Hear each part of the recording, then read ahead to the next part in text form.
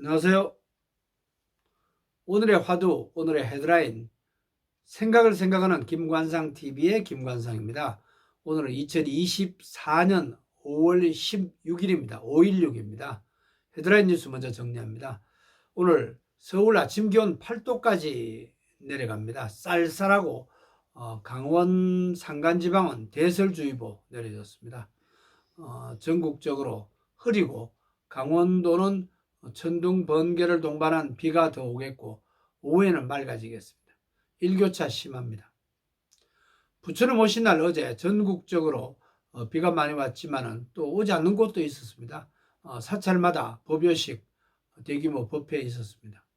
윤석열 대통령 조계사 법요식에 참석해서 화합 정치를 다짐했고 조국 대표와 악수도 하는 모습 있었습니다. 뉴진 스님 그 영향으로 젊은 방문객들 어제 사찰을 많이 찾았다고 합니다.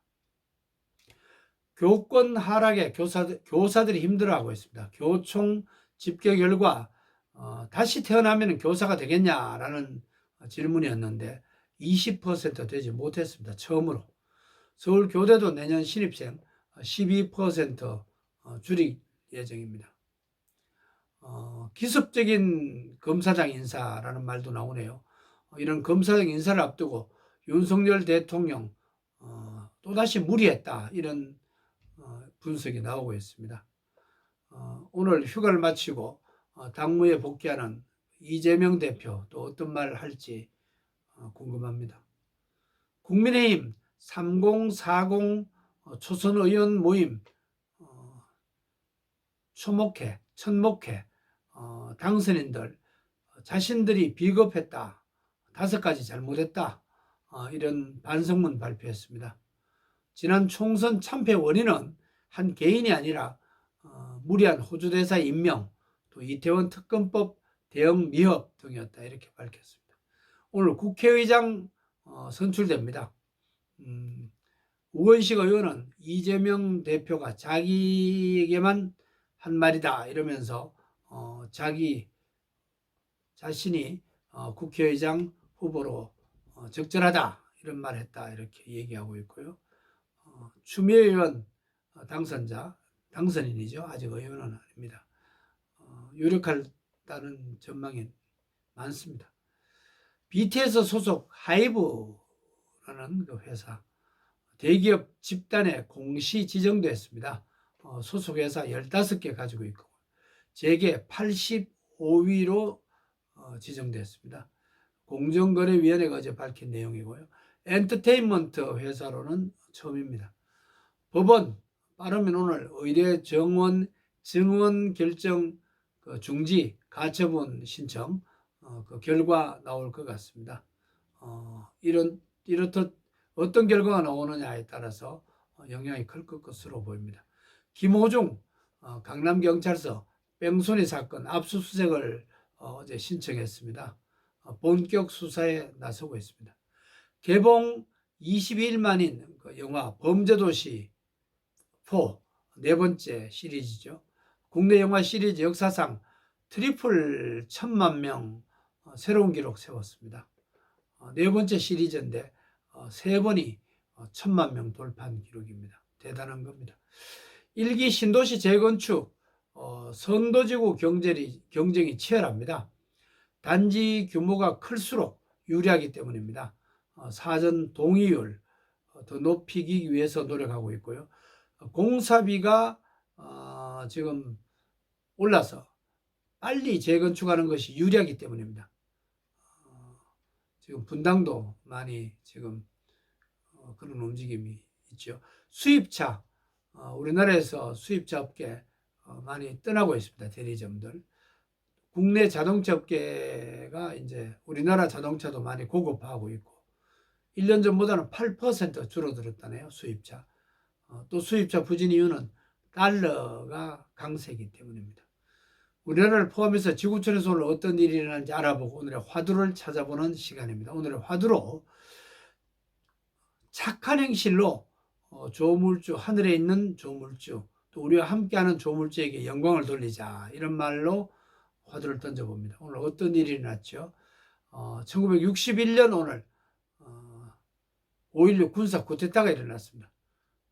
그분들은 군사혁명위원회라는 이름으로 위원회를 구성했는데 의장은 장도영, 부의장이 박정희 장군이었습니다. 박정희 대통령은 4년 뒤에 집권해서 처음으로 미국을 방문한 날도 오늘입니다.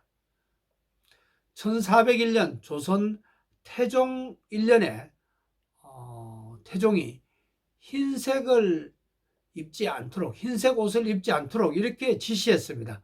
좀 의외지요. 고려시대 스님들은 자주색 옷을 주로 입었습니다. 또 조선 영조 때에는 선비들에게 푸른색 옷을 입도록 교지가 내려졌습니다. 1970년 오늘 서울대교, 현재 마포대교죠. 개통됐습니다. 54년 전입니다. 2016년 오늘 소설가 한강 채식주의자라는 소설로 우리나라 최초로 특별한 상을 받았는데 맨부커상, 노벨 문학상은 아니지만은 거기에 아주 훌륭한 상입니다. 맨부커상을 받았습니다. 2019년 오늘 5.18 민주항쟁 전도사로 불려진 서유진 전 아시아 인권위원회 특별대사 77살 나이로 세상을 떠났습니다. 2018년에 1년 전에 5월 어머니상 받은 분입니다. 5.18 기록물 유네스코 기록 유산 등재에 크게 기여한 공로였습니다.